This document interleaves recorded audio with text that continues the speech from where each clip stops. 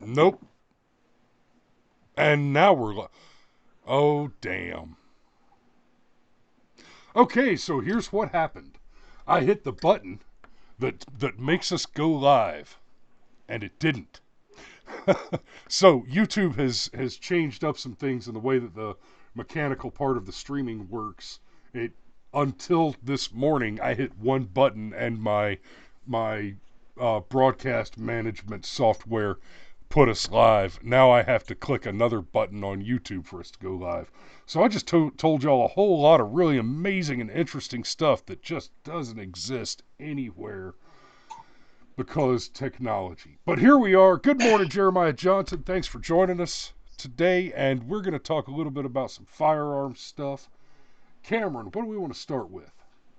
I mean, start with the DRT, man. I'm liking that. Attempted carjacking at Albuquerque bar leaves one patron dead. This is not the story we discussed previously. No, but it is a DRT. It So, is. and Okay. as and as always, rules of DRT are simple. It's less than 7 days old. There's a dead bad guy right there at the scene. Because good guys with guns, they never stop crime. Yeah. Every mass shooting ends when a gun solves the problem. Either the shooter kills himself, an armed citizen uh, takes up his own weapon in defense of self and others, or an armed officer of the law arrives and eliminates the shooter. That's it. It's one of those three things. There have been no mass shootings which stopped because the shooter just stopped shooting and walked away. In every case, it is either that the shooter kills himself or a good guy with a gun kills or contains him, forces him to stop. In this particular case, that's just a little bit of a rabbit trail there. Let's get back to the topic at hand. We're talking about a DRT, Albuquerque. Yes, this is not too far from where my wife's folks are. Albuquerque police are investigating a homicide at effing bar and grill. Um, And what kind of bar and grill? effing bar and grill. I'm sorry, it's a dead joke. Yeah, there was a Vietnamese noodle joint in Monterey, California called the So Pho King, PHO, because pho noodles. Right, right. Yeah, yeah, yeah. Anyway, so they initially received a call from a woman who said a male suspect was breaking into her car. Security officers approached the suspect. Shots were fired. Albuquerque Police Department arrived. They discovered a male who had been shot and died on the scene. Several people detained for questioning. Police have not released the identity of the deceased male, and we really don't care. His identity is bad guy, and he's down. Um, this is a pretty thin article, but there's a couple of things. New Mexico is a little more our kind of place than, say, California, for example. They use the word homicide here, which is legally and technically correct. I'm not going to criticize uh, that word in particular. If Yeah, at if least they y'all don't call it the remember, victim. if yeah, at least yeah, they didn't refer to the attacker who was killed by someone defending themselves from a criminal. They didn't refer to that person as the victim. If this happened in Hawaii or Washington State or California or, let's face it, the Northeast, um, the criminal would be listed as the victim here. That's a nasty little thing that they do. Um, Oh, God, I poor feel like I'm criminal. umming and and butting a lot this morning. Too many filler words. Cameron, what else you got here? Well, just the basics. Dead bad guys don't bad guy, and specifically, dead rapists don't rape. Dead child molesters don't child molest. And Dead dead terrorists thieves. don't blow up flipping buildings. Yeah, I mean it's real simple. Like a 9 millimeter sized hole center mass is what you call a deterrent. It's like that's just a fact. And really, Yeah. and every now and then I feel like it's important to point out philosophically, it's not that we want for people to get hurt or to die or whatever. Ideally, this would not happen in the first place. But once you cross the threshold, once you decide to live by the sword, well, okay, that's your choice, and then you die by the sword. So, Well, it's like this. I want there to not be bad people in the world. Um, well, there's while one on a less. while on an emotional and guttural level, that means that I want to hunt down and eliminate bad people. It, from a personal, emotional, wanting perspective, in a very practical way, because I want there to not be bad people in the world who do bad things to good people, then the outcome that I hope for is that every time, to the greatest extent possible, a bad person attempts to do bad things to a good person, the good person eliminates the bad person and doesn't suffer harm at the hands of the attacker. If every crime, if every attempted burglary, assault, rape, murder, etc., were solved by a lawfully armed victim de-victimizing themselves of the criminal, we'd run out of criminals pretty quick. And to be clear, what we would run out of is we would run out of the risk-reward matrix on the math for the criminal suddenly outbalances the reward with the risk. The higher the probability that a criminal dies when attempting to hurt a lawfully armed citizen, the lower the likelihood that criminals will find that the reward outweighs the risk. And okay, so one of the problems with criminals, were basically it's the same problem we have with Democrats. They're bad at math. So if the risk reward matrix is a very subtle tilt, they can't see that because 2 plus 2 is 5. And they don't understand how very important the difference between the statement 2 plus 2 is 5 and the statement 2 plus 2 is 4 is. But when that gap gets wider and wider and wider, people start voting the right way and they stop trying to murder one another and take things by force. It really is as simple as this. If the risk-reward matrix guarantees that the risk dramatically outweighs the reward, then people like criminals and Democrats who manage to convince themselves that it is morally tolerable and in many cases even preferable to use force to take from others, to satisfy their envy and greed by taking from others by force illicitly. Yes, I'm talking about armed robbery and welfare programs. Once the risk-reward matrix balances out correctly for them to where they can see the difference, 2 plus 2 is 5 versus 2 plus 2 is 4, okay, they're not that smart. But if you say 2 plus 2 is 4, and then somebody else says 2 plus 2 is a million, well, that discrepancy is harder to ignore. Yeah, and really, it's causality. And I'm not about to go off on some Matrix Reloaded inspired pseudo philosophical rant here, Why not? I but just did one for 1984. but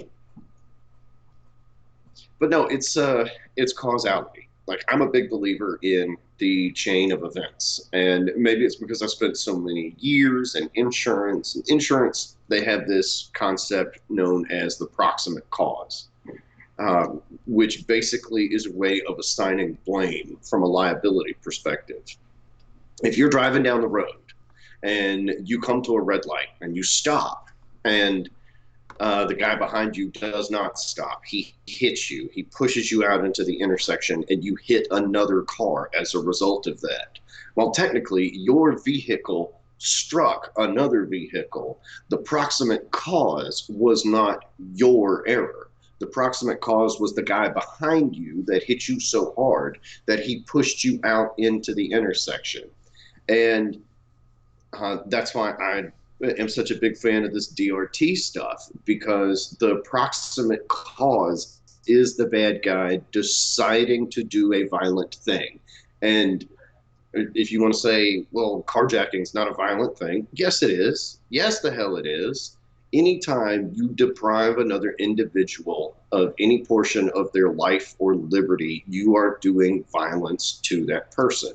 So the fact that they respond with violence is appropriate, totally morally justified. Um, so, long story short, if you don't start a fight, you're not going to get a fight. It's just that simple. Plus, I mean, I don't even know Start how I'm nothing, still won't be alive. nothing. Hey, yeah, man. Look. Sometimes rappers are brilliant, man. Don't start no shit, won't be no shit. Like it's, it's just the truth. I tell you, I'm going to give us our segue. I'm amazed by the math. One of the two of us should be dead of gun violence. Yeah, it's funny. Speaking of Democrats that can't do math, I didn't even bother to pull up the clip because you've all heard about it by now. But I mean, you want to talk about proving the rule? Um, Democrats vote Democrat because they're immoral and bad at math. I can back up both of those claims with absolutely every promise that the Democrat platform has ever made. Okay, now, bad math. Joe Biden suggested that in the, I think it's 13 years since, the way he put it was since Bernie Sanders voted to grant immunity to the firearms manufacturing companies, that 150 million Americans have died because of gun violence. And, I quote, that's more than all the wars, that's more than Afghanistan, that's more than Vietnam.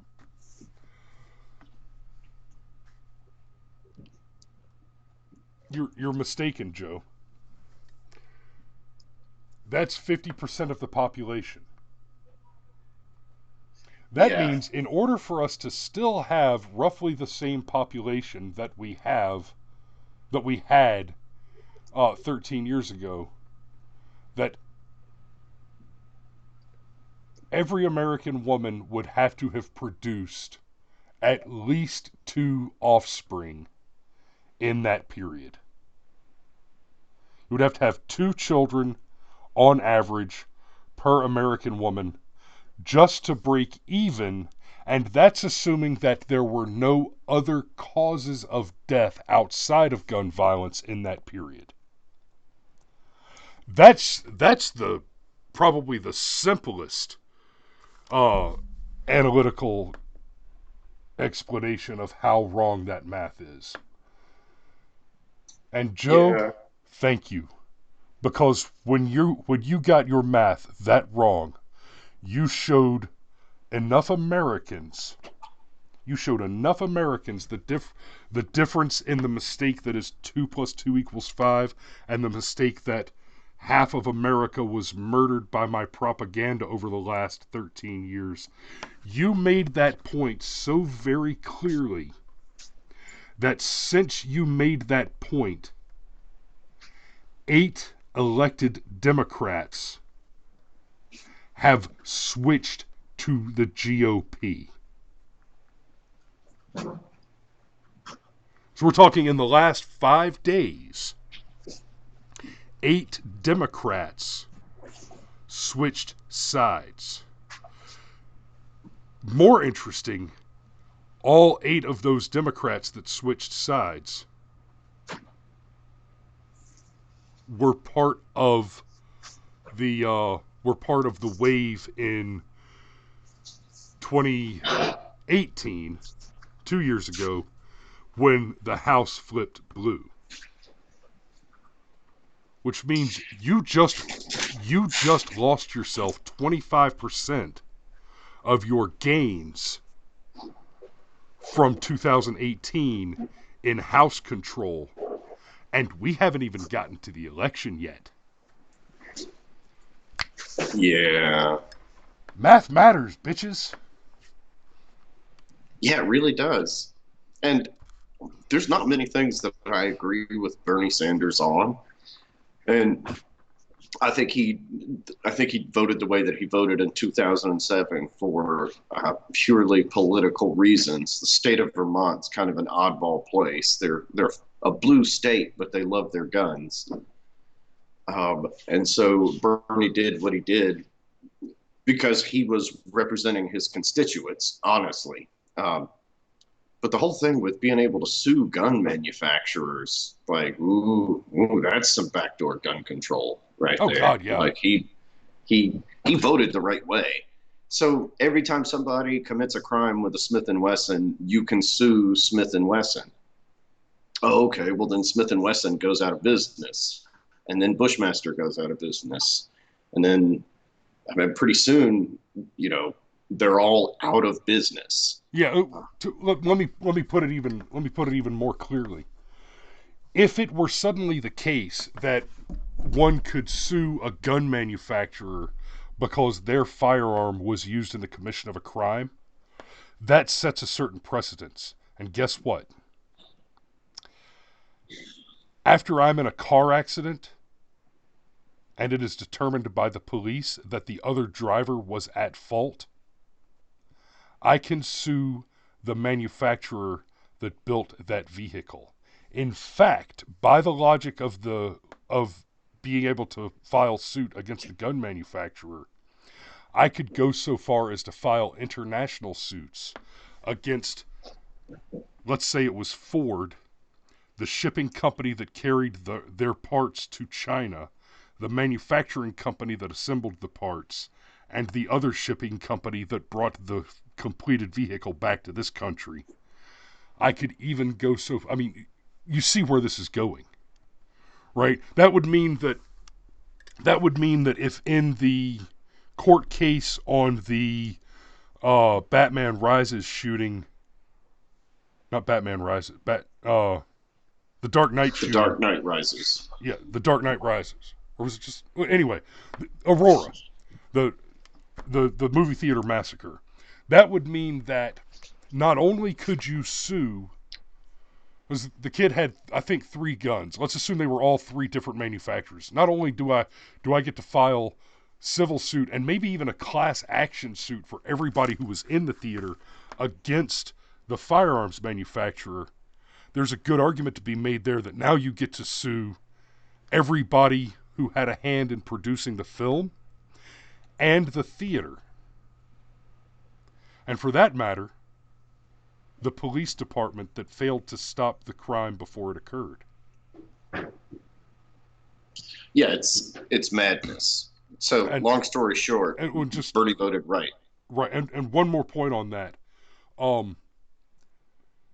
The Supreme Court has already held in several cases, and we've discussed them on here, Gonzalez versus Newcastle, several Supreme Court cases have held explicitly and precisely because people attempted to sue police departments over the police department not having adequately interfered to prevent crime, where physical harm, and in most of those cases, actual deaths occurred.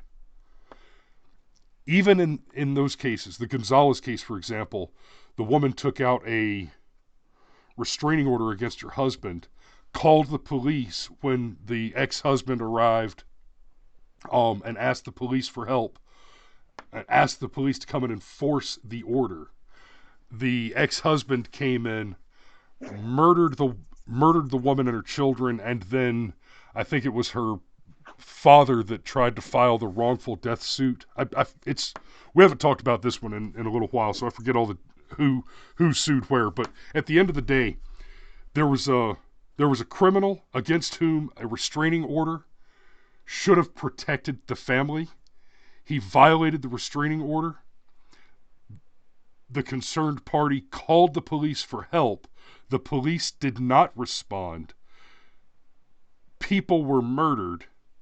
And then an interested party in the case attempted to sue the police department because they did not respond on the call to enforce the protection order. And the Supreme Court's decision was the police do not have a duty to stop crime, prevent crime, or prevent harm. The only duty that the police have is after a crime has occurred, they have a duty under the law to investigate and prosecute that crime. Not prosecute. They have a duty to investigate the crime and apprehend the suspects so that a prosecutor can prosecute them. But they have no duty to protect. Which brings us right back around to the beginning of the show. Arm yourself. Seriously, if you're a feminist and you don't carry a gun, you're a liar. And that's all I've got today. That's all I got today. Firearms Friday, baby. Don't do violence to other people. 9mm sized holes are a deterrent. That's right. And it's Friday, so we're going to leave you with a safety brief. Use your fall harness, guys. Don't drive drink. Don't fry bacon naked. And check your fucking math. Love ya. Be safe. It's time to go to work.